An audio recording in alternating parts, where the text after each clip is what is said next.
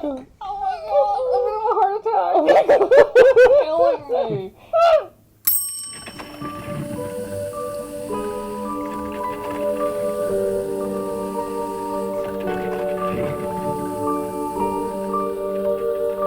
Hello, everybody. Hi, everybody. Welcome To the Evil Asterisk podcast. We just finished watching Oddity. Oh, it's another Irish movie. Oh my gosh. This one was very interesting because it started out, in my opinion, a bit, what are they trying to do here? A bit Kind of confusing. A little clunky, a little reactions didn't make sense. There were a lot of things that were going on. And then it built and got more interesting. Got into gear and never stopped. And then I was just woo during most of it. I have to say, I'm very disappointed. No one at any point in this movie said, how odd. What an oddity. Hasn't happened That's at true. all. No one said that, Missed but that's opportunity, okay? All right, I'm going to read the short description, which I always do, from IMDb, just to be consistent. A psychic medium attempts to uncover the truth behind her sister's murder at the site of the crime.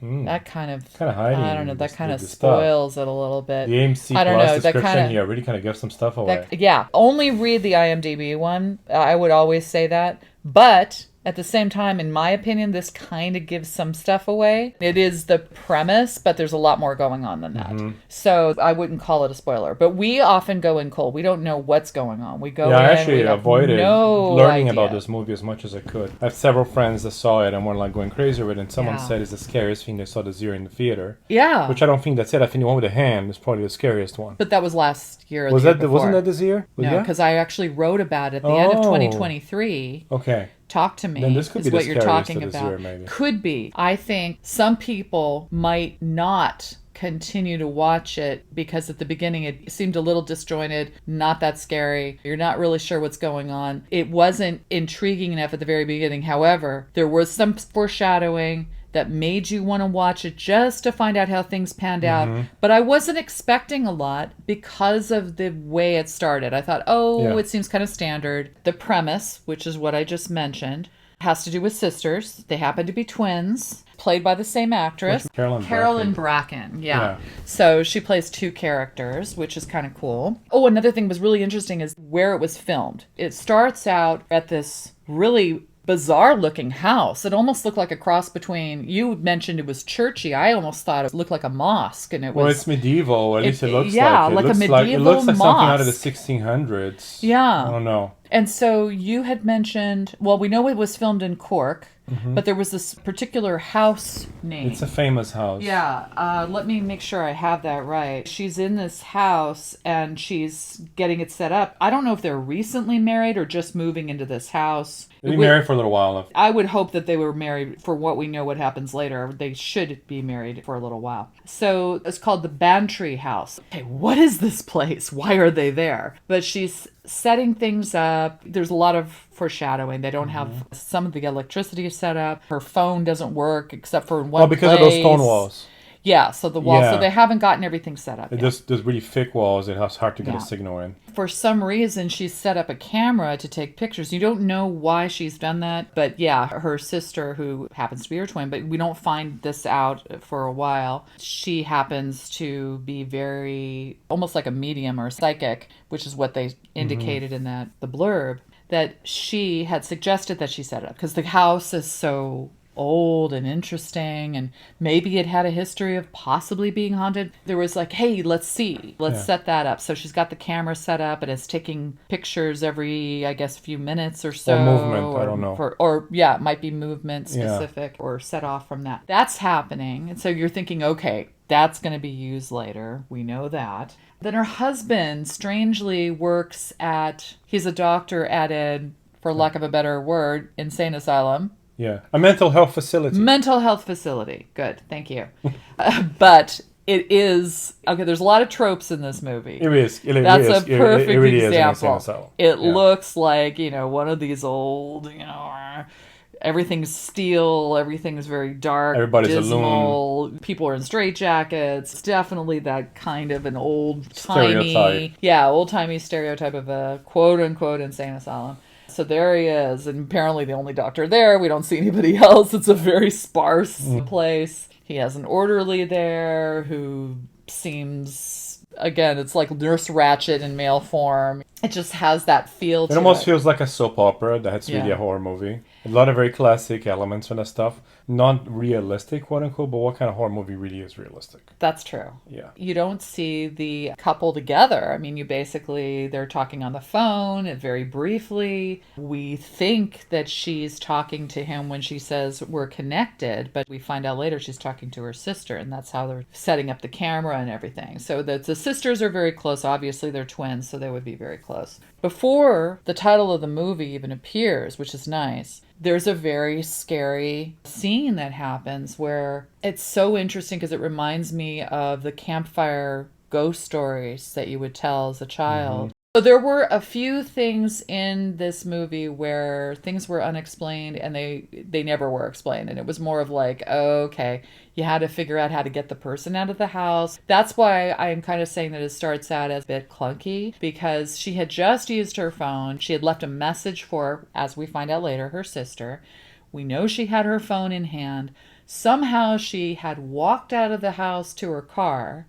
And then I believe later she said something about looking for her phone. She goes out to her car. It's getting dark. She comes back, and then there's a knock at the door. And it's this scary figure. Hooded figure. He looks scary. He wants to come in. Of course, she has the door locked. She does have the keys. She has put them in the door. But apparently, during that conversation, we find out that she can't call anybody. She doesn't have a phone. But I think it's okay to talk about this as a premise because it's not a spoiler. Yeah. It's basically the beginning of the movie. If you think about why we have some issues with it in the beginning, it's mostly not explaining a lot of stuff and doing time jumps.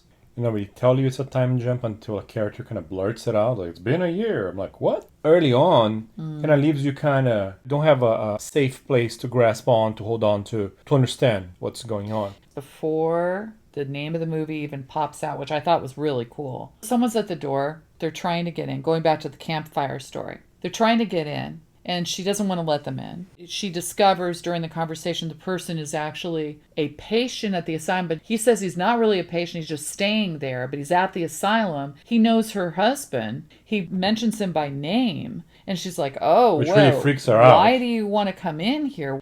The whole premise for him trying to get in is that he says, while you were out of the car, I was watching you. Like, why is he even there, right? That was another, but that does get answered later. He says, while you were out in your car, you left the door open and someone went into the house. First of all, why did she leave the door? I guess she felt safe. That's why she left the door open. Why was she at the car? I don't know, for maybe a number of reasons. But then she tells the guy that she doesn't have her phone. So I don't know if that was maybe using that as, sorry, I can't help you and I can't call anybody, I don't have a phone. But we know that she can't call anybody. Number one, she can only call from this one area of the house, right? She doesn't try to make it to that area of the house. But also the whole phone thing is because she makes a threat. She says, I'm going to call the police. Right. And he's like, well, maybe you should call them. Why don't you call them? And that's why you kind of believe the guy, because it's like, oh. And then she's like, I don't have my phone. It's just like, I don't have my phone. So it's like, why do you not have your phone? Could this be part of the humor that we kind of detected eventually in this thing that's there? I don't know that didn't feel humorous to me. There were other things that definitely felt humorous. It's kind of derpy. Yeah, that's true. But we should mention in general, like you said, there is humor in this film, but we don't get it right away. I still don't think, looking back on this pre-title sequence, that there was any humor in it at all. I didn't think it worked, at least. Even looking back on it, I didn't think it worked at all. But it's that campfire story where someone's following you and it's a dark night and it's rainy and someone's following you and they're beeping. You're like, oh my gosh, this is scary. I don't know what to do. I don't want to pull over. And then he's pointing and then you realize that there was someone in the back seat. And then, you get killed or whatever. So you wonder, is that what's happening? Did the guy actually see someone go into the house while she was out, and then she comes back in, and then she closes the door and there's someone in there? But the other thing that kind of throws you for a loop and you're not really sure, number one, why would he be staying there and not really a patient? But then also the eyes, okay? So he has one apparently either a blind eye or a blind eye with a fake eye on top of it. It looks like a plastic covering with something drawn on it. It doesn't even look real. Yeah. And that's confusing because later on it's referred to as A fake eye. an eye. So that's part of the premise. And as Louise was talking about, if you want to pick that up, this confusion of after the title sequence, we don't have an idea. Yeah, when we don't know. we don't know what happened. Passed. We don't know if she opened the door to the guy or not. We think she did. She looked like she was about to open the door. So Yeah. when we get to post-title sequence, we have to put some pieces together because it's unclear Completely where unmoored. this is. Like, Yeah. we don't know what's going on. Yeah. Nothing makes sense. Right. You know. But I think before we go into spoilers, I just want to say that in terms of how this thing is put together, yes. I think the beginning is off and wonky, and it will challenge you just because so much is left up in the air and you feel lost. But if you just push through that, I would say the first 25 minutes or so, something like that. Stick around. Once Do not once it leave. goes into gear, it's very effective. It'll grab It's you. super creepy. They make Yeah. the most of their location, a real place. Yes. You know, probably with some historical importance of its own. And they make the most of the location. They Yeah. scare you. Yes. They do a good job with creating the beings atmosphere that you see in this. Yeah. Never a dull moment. Do not waste time. No. And there is humor. That's another thing that's great. And there was a point at which we'll talk about as we go through the plot in our spoiler section, where I was turned around and said, aha. I went from, am I going to give this a thumbs up, to, I think I'll give it a mild thumbs up, to, oh, maybe a medium thumbs up. That's Oh, wild. maybe a hearty thumbs up. When we got to the end, It's I'm wild like, ah! when a movie has a shaky Oh. start and they just figure it out. Maybe because they wanted to set up the story, you know, it's a challenging thing to do to put your viewers through. But I think in general, it's funny. It's surprising. There's a lot of ambition. There are a lot of tropes that we know of, but sometimes they're used in a way we don't expect. There's a nice mixture of different things. Again, it's not a spoiler, but there's a mythological element. There's an occultist element. There's the oddity, which is an actual thing, the haunted house trope. The idea that there might be some paranormal thing going on in the house. We don't know. There's something interesting. The idea of the camera taking pictures. So we're going to see something happen in that camera. That's neat. The intricacies of the house, the fact that the house is unfinished, that comes into play toward the end. One of the twists, and just generally twists. There are various twists in this film that we obviously don't expect. We get taken on a journey that we think is going to go in one direction, ends up going in another direction. Very small cast, and then there's a lot of dialogue, which is good. There's some character development, which is nice. There's some stuff that when you finally realize what's going on, we've seen some of that before. The melodramatic elements, Louise was mentioning soap opera. We will not be surprised when we hear some of the stuff that's going on, but the way they handle it is so intriguing. Yeah. The director and writer for this thing was Damien McCarthy. This might be his second film. I think his first one was called Caveat from 2020. Interesting. The Bantry House was built in 1710. So not medieval, but soon after, about 200 years after that. So yeah, it's just almost like a castle, but it's a house with very thick stone walls. Really kind of beautiful, but also kind of menacing at the same time. Yeah, it almost looks like it had something surrounding it. Well, there's a big interior space. Yeah, there's like an a courtyard or open something. courtyard. Very common in the Italian houses around the same time, or in the Renaissance and soon after. It almost looks like an abbey. Monastery, yeah. The yard was probably using for horses and stuff all the Maybe. time, and carriages Maybe. to come in and then load, whatever. Okay, Okay. we're ready for spoilers. All right. This is the spoiler song. time. Spoiler alert. Spoiler alert. Watch Alert. Watch out. Spoilers. 10, 9, 8, Seven. 7, 6, 5, 4, Four, 3, 2, 2, 1. Ooh, spoiler! Okay. We were talking about how the time didn't make much sense when we see The title. The title, Oddity. All of a sudden, we see a man that kind of looks like the husband, but he doesn't have his glasses, and his hair's a little different. Very minor, though. But to me, I was like, wait, is Should have this... given him a beard or something. Is this the same guy? But I wasn't really sure it was the same. It was only a year later. We don't know. I wish they would have just said a year later. Why not? Same. He walks into a shop. No, it was the family name. It wasn't Odessa. It was Something else. Odell. Odello's Oddities. So he walks in, and there's this person. Her eyes are not focusing. Looks like she might be blind. This is the twin sister, okay? So she has short hair and it's flaxen blonde, whereas the sister who was killed had longer brown hair. So she looks different enough where it's a little confusing at first, but I was like, wait a minute. I thought when I saw her, I said, oh, she looks a lot like, is that her sister or is that Yeah. her? Who I is will that? say right now, Yeah. having the same actress play both roles was a mistake. Yeah. They needed different actresses that could say we're sisters, we're twins, we're Right. not identical, But they were but identical. we're twins. I think the point was they were Yeah, supposed but it's to be it's just to identical. put a little flourish saying that they're connected because they're Yeah. identical. But in the end, it just confused us.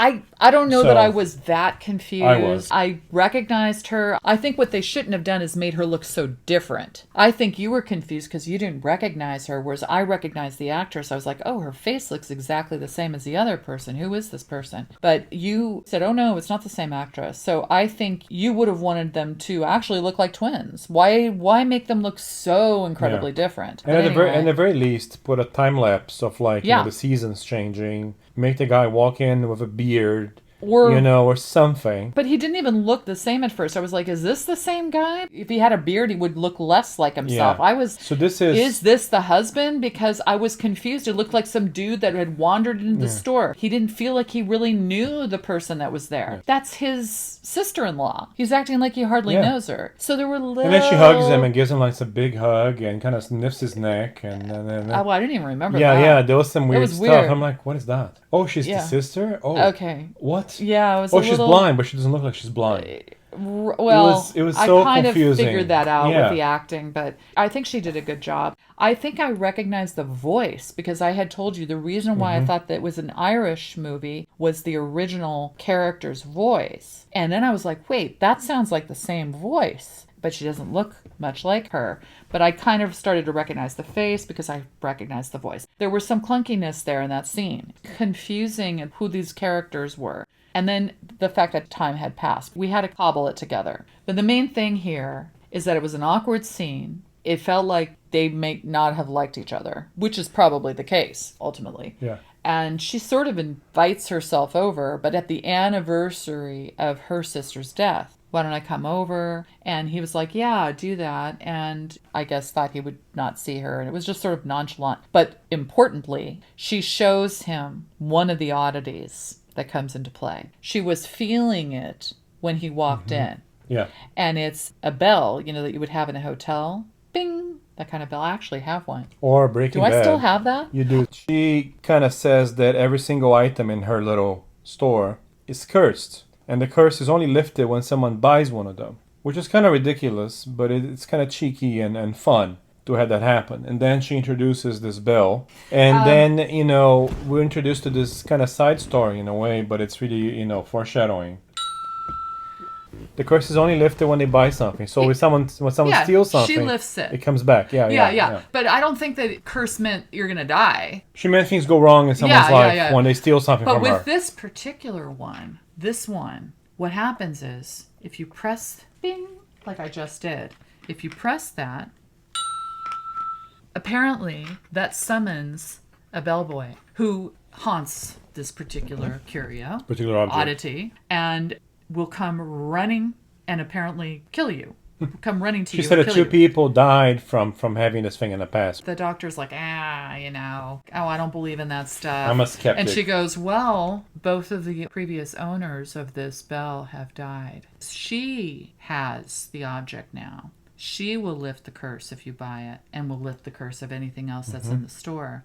But whoever previously sold or gave the object away didn't have the ability to lift the curse. So what she's basically doing in this scene, in my opinion, is she is professing her power to her brother-in-law. Interesting, yeah. And she's clearly focusing on her sister. He didn't even remember. He didn't even know why she would want to, oh, it's the anniversary of her death. Oh, okay. But she's like, oh yeah, you probably want to move out of that house. Oh no, I'm going to live there. Don't you know? I'm getting married to someone else. And she starts to get a little... This Yeah. is now a year later, so time has gone by. So you would think if she was upset, she would have maybe done something sooner. The thing is, I think that scene, as awkward as it was trying to set that up. He's with someone else. He's going to get married to that person. He had met in the asylum, and she's like, oh, what? Was she a patient? No, she was a pharmaceutical salesperson in the asylum. Like, no one's in there except for inmates. 3 And, inmates. yeah. So it's funny to imagine a pharmaceutical salesperson going to the insane asylum. Yeah. Some of these awkward things that just didn't make any sense. And then I think it's then that she invites herself over. I think then she makes that decision to go, oh, wait, I think I would like to come over during the anniversary of my sister's death. And it takes on new meaning for her. And that's why it's an awkward scene, I think, because we don't know what's going to happen.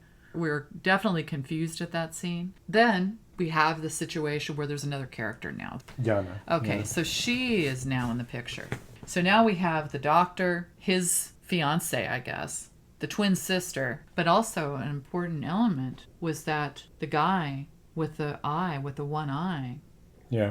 ends up dying, Yeah, he having does. an excruciating He is death, killed, not by accident, but he was purposeful, purposely killed, but it was not a correct death. and it was off screen. Because he wasn't. No, well, we saw the aftermath. We don't see who or what killed him. This Leatherface guy that we call him that. His name is actually Declan. He's an artist. He draws a lot of pictures of the one-eyed guy. He's obsessed Who with him. is called Yeah. Olin Boole, by the way. We know what his name is. We kind of come to realize that Olin Boole seems to be an ordinary good guy, Yeah. from what we can tell. The mother blinded him. That's how he has only one eye. He retaliated by killing her. So the director has made a number of short films in the same universe, and he has a movie before this that has one of the objects in the store that belongs in the last movie. And one of his short movies is called How Olin Lost His Eye. Oh. It's a short film So we should see that. that one. explains the motivation behind that character. Right. Now, after But the what movie. what object is in the... I don't know if it was the monkey or if it was something else that was on the shelf. Well, that was weird because it was a rabbit. Or the clown. No, it was the rabbit. It was the rabbit. What's really... Yeah. It was they the made rabbit. a big deal of showing that, and Yeah. I even commented on it. The rabbit is part of... I was Is, like, why is is a key it- part of his You know, previous the movie. monkey with the symbols, bing, bang, there's a rabbit and it looks very like old was the rabbit, and for sure. messed up Yeah. instead of a monkey, and it's doing the symbols, it has the symbols in its hand just like the monkey normally does. And I pointed it out, but they wanted us to. They made a big deal about it. They showed it up close. Yeah. When they were in the curio shop together. So going back to what we're talking about, this person who draws and paints and sketches and stuff and is a good artist has these really nice drawings of Olin Boole, the guy with the one eye. But then we see that what appears to be happening is Olin Boole gets attacked and gets killed In a brutal way. in a very brutal way with I call it a screech creech. Ah! It was a screech creature, a creature going, but we don't see it. We just hear this, kind of screechy sound. Wow. Is that the oddity? It's going to be about a circus or something. Didn't lock the door, bud. I guess you can't. Yes. It is screeching. Oh my god. Ew! And then we see the guy that we later term Leather Man or Leatherface is drawing these horrible images of this What he thinks he Olin saw Boole and getting the killed. dead body and Yeah. whatever. Yeah. And then we see the dead body, which is almost unrecognizable. And then we see him kind of hovering around it. The guy picks up And then the he goes eye, crazy. and then he gets blamed for the death. Right. He was at the halfway house as a roommate of Olin Boole. And then I believe that because Olin Boole was killed, and the guy basically incriminates himself by being there, lifting what I thought was the eye plastic that was over the eye that looks like Yeah. a fake thing, or it may have been an eyeball. He was then taken to an insane asylum. It's too strange. Yeah, the reason- it's outlandish. Yeah, the in my reason we opinion. were confused is because in the beginning, as Jenny said, he's outside painting or drawing something. He gets taken by the orderly inside Right. forcefully. So I think because the movie is confusing, we're Yeah. having a hard time placing that. There's the Did jumping that back happen and forth. before one guy got killed? Right. So they were together in the asylum? Right. Or did it happen after? Yeah. I say before, Right. but I could be wrong. Maybe he was in there for a time, but moved to a halfway house. But the fact that there's two locations, why does there have to be a halfway house at all? Why don't they both just be in this insane asylum? Even if the guy's not quote unquote insane, the fact that he killed his mother would put him into the insane asylum and then make it cleaner. Just they're both in the asylum for different reasons. And then the other guy gets put into a much more severe situation because they They think he did it. think that he killed the other It's dude. like a cannibal mask and then or he something. gets put into like a Hannibal Lecter mask, which we're Yeah. calling, the Leatherface. So that was really confusing. So we've got this setup, and we now make the assumption that this guy, Olin Bull, the one-eyed guy, killed the sister, and that this other guy witnessed a creature killing Olin Bull. But also, we know by the end that he's completely crazy. What's interesting is that the sister, who's really the main character now, or what we think is the main character, and like you said, it's like a Psycho thing where everybody's different main Where you characters. lose your protagonist and You're you not have to really latch on to sure. someone else. Yeah, you latch on to different people at different times. The sister, like we said, invites herself over. We go back to the doctor and his fiance. They're at that old house. And we see this interesting trunk that has appeared there, made of wood. And then we find out that the sister has sent this trunk to the house as a gift, supposedly. Okay, what's in that trunk? The trunk was in the store because we saw it before. But we don't know what's in it. It's locked. She plays Darcy Odello. Oh, yeah. Darcy. Exactly. And what's her sister's name? Danny. Danny. That's right. Danny and Darcy. And she was, of course, married. Okay. Danny is the one that was killed at the beginning. Darcy is her sister who happens to be blind, who happens to be more of like a psychic, although they have that connection. So she sends this trunk. She shows up because it's the anniversary of the death of her sister. And the doctor, I think it's Timmons. So it's Ted. Ted and Yana are there at the house. And then this trunk shows up. But then, who soon follows? Darcy, the sister. She wasn't expected, totally forgot that she was going to come over on the anniversary of the death of her sister, Danny. What's interesting is that at some point, remember at the beginning, Danny can't find her phone somehow. We find that out later. Well, supposedly, Yana can't find her keys. Car keys. She's supposed to be leaving. It's like, why are they doing that? Having these women not be able to find their phone or their keys, or like, what is going on here? So the doctor's like, I have to work late. I have to go. And then Yana's like, I don't want to stay here with this person because Darcy's so odd. She is quite creepy herself and very different from her twin sister in that way. Yana's like, well, I'm going to go somewhere else. I don't want to stay in this creepy house with this creepy person. But of course she can't find her keys, so she can't leave. They're stuck talking with each other. But before the doctor leaves, Tim, don't they open the chest at that And point? they do, and we see something inside it that looks kind of wooden. And they don't react. And It's no one like has they a reaction. No one has a reaction. This is the thing that makes it a little, again, clunky. And then we're both going, what's in there? I finally said, well, maybe there was nothing in there. Maybe it was just a chest. They opened it up. It was empty. But then you see, as they're closing the chest, that there's some crazy wooden grotesque thing in like there. a hand or a You're hand not or really- something. You're not really sure what it is. Oh! Ooh. It looks like a mummified corpse. No, it was a monkey. I think. How do we know it's a monkey? That's what I saw. I saw a weird hand. It's just, No, I saw a monkey. oh my god. It's a monkey. I'm like, oh my god, why didn't they react to that? So you want something to ground the movie for you. You assume that the most likely person to ground it would be the person that was outside of the original relationship, outside of the family. And that would be Yana, right? So that's an opportunity. You identify with a particular character, even if she has an evil streak. Everybody seems to have an evil streak. But she doesn't even react. So it's like, how are we supposed to react? We feel like there's something really crazy about what's inside this chest. We don't really know what it is. She can't find her keys. She's stuck with Darcy. Ted has to go to work at the insane asylum because he always works nights. And so then we see, and this is where some of the humor starts to come into play. Then we see that the thing, the oddity that was inside the chest, ends up sitting at this table. What is that? Like a banquet table, like one of those long tables. Sits at the head of the table. And it's just He looks incredibly grotesque with his mouth open. So creepy. Angry, scary. He's called the Wooden Man, I think, in the Yeah.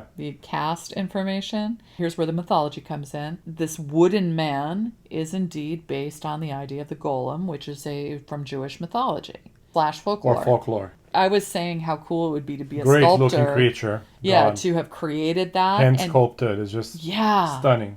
And it's really interesting. And it sometimes changes where its head goes up and looks up. There were some freakouts on my There's part. some really big scares in this. Yes. And Ginny definitely screamed appropriately on them. I did it once or twice You too. did. What the fuck? Oh my god. His mouth open. That was great. I know. Oh my god, is it gonna get closer? Is it gonna levitate? What's happening? Woo! Oh, it's back. Ooh. That's fun stuff. Maybe it's a golem. It is like a golem, isn't it? Could that have been the first real moment where it was like, oh my god, this is where the Wooden Man is sitting at the table. Yana is at the top of the stairs looking down, and you can see the back of the character from atop, like an overhead view. And then she looks again, and the character's face is like Looking up at her with his mouth going, ah! I'm like, oh my gosh, that scared me to death. Yana seems very interested in the photos that appeared. We do see an apparition, but that's when Tim is still there. This is before the sister shows up. Oh yeah, one picture. We yeah. see, one or two actually. She goes, look, Yeah, you can she's right see there, her. and, You can see her, and these were just taken. And you can see like the ghost of the guy's This dead reminds wife. me, one thing that I really like about this is that the ghosts are not evil. If you really think about it, no ghosts go and like kill someone. They're just disturbed and sad and angry, but they're not attackers or aggressors in this. They just scare you by startling you. Yeah. The that's tent all. is important because they don't have anywhere to sleep yet. So they set up this tent, and the two of them are sleeping in the tent. And we don't see that in real time. We only see that in a past memory, which is on the camera. We do see the tent with just her around it before she gets killed, and then we find out that she gets killed while she's in the tent. But it's in the house, which is weird. It's weird to see a tent in the house. It's a tiny little tent. It's like a dome. The little startling part was where Yana was looking at old video footage where Danny was with her husband, Tim, in the tent, and they were kind of joking about how they're having to rough it inside their house in the tent. And then she says, Tim is so cold that he puts his sweater over his head, and he's like, brrr, and then he takes it down and you see his face. Well, the second time Yana looks at the same footage, and we see her kind of pan over to what we think is going to be her husband, Danny's husband. It's not Danny's husband, it's Danny as a ghost. Yeah. And it's really scary. I find it kind of cozy and romantic. What do you think, Ted? I knew it! I knew it! Oh my god! Oh my god! Oh, is it her? Yeah. And then the camera flashes in the bedroom, and you see her, the ghost, standing in a corner. But another thing that's really bizarre is that when she goes down to get her phone after being scared by the golem, looking up, and all of a sudden the golem's looking straight again, right? She picks up the pieces of her phone. I think then she realizes that the golem has holes in his 5 head. holes, I think. It's interesting how calm she is at that moment. She's So like, she went to She med went into school. medical mode. She calms herself, and she takes tweezers. I don't know where she got them, but she takes objects out of these holes. Ouchie. Oh, She's playing with my brains. And there's a lock of hair.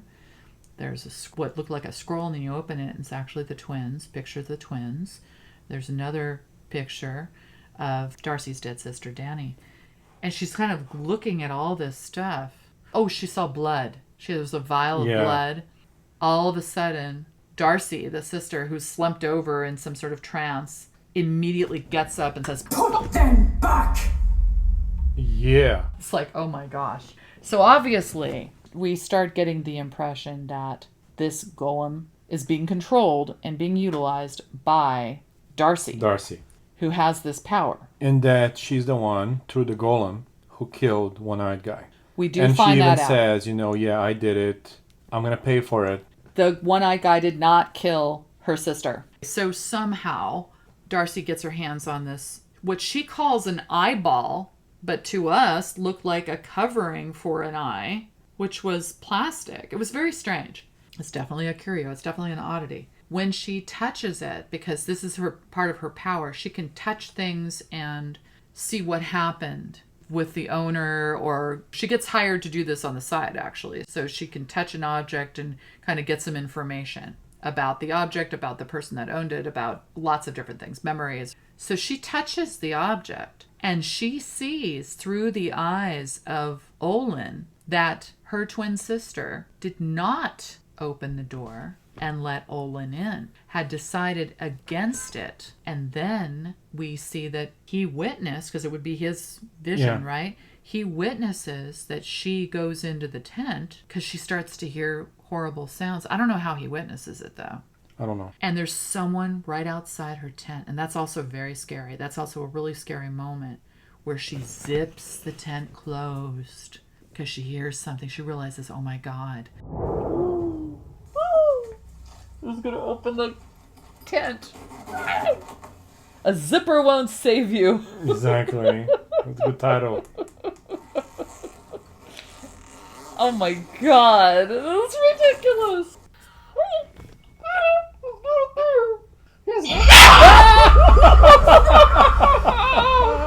Oh my God. She even goes to the back at one point and says, are you still there? Because she wants to now let that guy in so he can Yeah. help her vanquish whatever being is Yeah. in the house. And so you realize, oh my gosh, she made the wrong move. You know, door number 1, door number 2. Yeah. Just like the person who's driving the car that has the person in the back seat about to kill them does not pull Yep. over when the person's following. That's the same Because the concept person giving of her the warning was an undesirable, quote unquote, was a scary person. Yes, this is a trope. It's something we weren't sure if they were going to go for, and we didn't know. Even when the name of the movie ran at the beginning, we had no idea. We thought she opened the door. So we were under the same impression everybody else was, that Olin Bull killed her. Yeah. But it turns out that he did not, but he witnessed the murder. Now, the issue is we don't know who killed her because we see only a masked person. We have no idea who it is. Yeah. But we know someone else killed her. So that's when the sister says, I sent the wooden man to do my bidding and kill Olin Bull, but I was wrong. She realizes that she made a mistake when she touches the eye, or the eye covering. She sees that someone else killed her sister. She feels that she needs to be punished for it. So there is a comeuppance in here. First of all, Olin Bull should not have been killed. She realizes that she needs to right the wrong. So she has a lot of other information now. Yeah. Because Olin Bull also heard some things and knows Some scheming. some things. So now we've got the whole thing laid out. So she touches the eye. That is when she realizes she needs to invite herself over. So all the stuff that happened after she touched the eye was a plan, her master plan, to get back at who? Tim. Yeah. The The husband. doctor. Yeah, the husband of her sister. Because obviously him and Yana were having an affair, and basically Blondie. he wanted to get his wife killed, so he had a friendly face from the insane asylum do it. And that friendly face is Ivan the orderly. Is this Ivan the Terrible? Now we know. So I don't know if she got the eye from Ivan or somewhere else, but it's kind of I think she funny. did got it He from him. sealed his own fate in a way. Now she realizes she's got to get back at these people. So she wants to kill Ivan because Ivan's the one who actually was responsible for killing her sister. But she also wants to get back at her brother-in-law Yeah. for telling Ivan to kill her sister. And she doesn't You know, want to sort of kill like- him, she wants Yeah. him to suffer. So there are a lot of cool things. By the way, Yana finally finds her keys. Where are the keys? Inside the wooden box. The big wooden box. She hightails it out of there. Yeah, She's she's like, not dumb. I'm out of She's here. very smart. Oh, another thing that I wanted to mention is they have a very interesting conversation. The conversation between Yana and Darcy, where you can tell that Darcy's not happy about the fact that they're together, but we know now they were having an affair. So that's why she's being really kind of nasty to her. And then Yana's like, rah. They have a great conversation. It's really great character development, in my opinion. Didn't even have to happen, and it was done well. Do I look stupid? I have no idea what you look like. I'm blind. You sound stupid. Oh my god! Excuse me? Do I look stupid? No. My sister and I were identical, so that must mean that she didn't look stupid either. I never said she did. You implied it. Danny Right. would never allow a strange man into her home in the middle of the night. Olin Boole did not kill my sister. Oh. She clearly took her keys and she's put him in the crate. She wanted to give her a good scare. That's my opinion. She did not want to harm her. She was okay with her just taking off. Because the real culprit And is... learning her lesson, maybe. Exactly. Learning her lesson and leaving the guy, too, because he's useless. Tim comes back to the house, finds her slumped over. It's a strange scene, but then you find out why he's doing it. Kind of saying, this is insane. Your little theory makes no sense. And in fact, I'm gonna go and talk to the chief of police or the cop friend Okay. that investigated the murder. I'm gonna talk to him. So what Louise is talking about, their theory, she tells the doctor that Olin Boole did not kill her sister. She basically says what she saw through the eyeball. She said, I want Ivan to come here so I can kill him. Yeah. She basically tells the doctor, her brother-in-law, that she wants to kill Ivan because Ivan killed her sister. And then he's like, oh, yeah. Yeah, Right? so she told the guy, and his answer was, talk to my friendly cop that investigated this. He's going to tell you you're nuts. So I'm going to have him call you. And when it rings, you need to pick this phone up because he's going to be calling to talk to you. And then But he it's puts like- the phone in the one place Right. that gets a signal in That the gets house. a signal. This was the quote-unquote gets a signal. Why wouldn't he just pick up the phone and call the cop? Because he said he was going to go talk to him directly, face to face, and have him, the Yeah. cop, call her It's just so obvious. so she could convince her that she was Right. out of her mind. So he says, I'm going to put her over there. Of course, she's blind. She doesn't see anything else that's going on. And we don't either because we don't see it until later. There's this square, kind of a trapdoor thing, where he opens and lifts it and removes it. The only way she's going to be able to answer the phone is if she walks over that space, and falls inside which the means hole. she'll fall inside. And keep So- in mind, this thing opens up with the dead wife actually making the Yeah. trapdoor and putting it in place. Right. But there's no hinge. It's so And he's very quiet, and It's she's so like right there, and weird. she didn't notice he was removing the No, thing. I don't Which know. is We didn't weird. know either because we're not told about it until after he leaves and we see that there's a hole there. Yeah. And then we are shown what he actually did, which is he lifted it and moved it. Oh my god.